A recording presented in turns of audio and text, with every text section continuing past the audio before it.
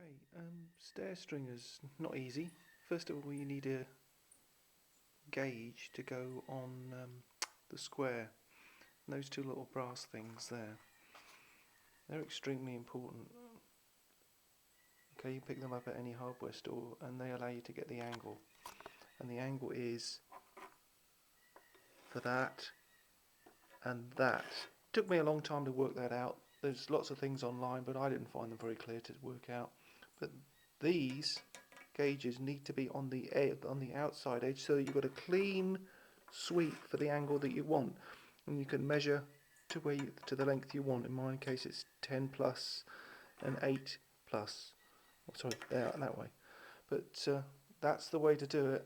It makes life easier. And then I just put a marker pen on here, boom, boom, and just cut it with a circular saw. I mean, it's as simple as that. Hopefully, making sure that, remember that this is a vertical when it's upright, so you need to make sure that when you cut this piece off, you cut this piece off, and then finally this needs to be parallel cut off so that it sits on the ground. You can see I've had various attempts to do it, but that's basically how it goes, and I'll let you see it when it's done later. Okay, a couple more things. This edge here, the crown, it needs to be that way. It needs to be convex, not concave, facing upwards. Okay, for the stairs. And this bit here is the riser. This is the step. Okay, so make sure you don't get those confused. Otherwise, it's going to come out a very strange set of stairs. But and another mistake that is made, and I made it, but you know I can recover it, is I should not have cut this one first. I should have marked them all out. So I may be a little out here, but that doesn't matter. I can wing that. But generally speaking, you should cut them all in one go. And I was fortunate. I've got the old stairs here, so I'm using those as a template, so I know where to stop. Now I've no idea how I'm going to attach this at the moment, so I'm just going to carry on with this piece here, and we'll see where I'm left to.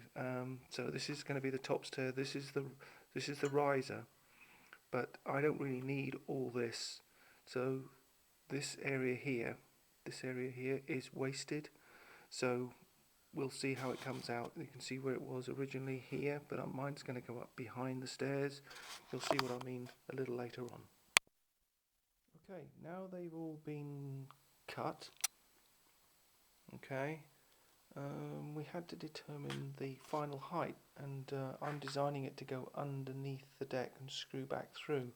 So the height to here, in my case, is 35 inches. So this is now a horizontal, so I need it to go behind the deck.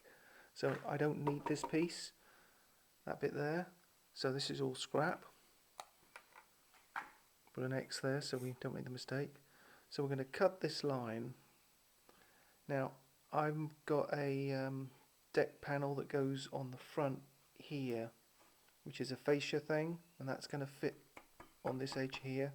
So I may have to take another piece out here. I'm not too sure yet. We'll see how that goes, but this needs to go because I then need to cut behind here and screw this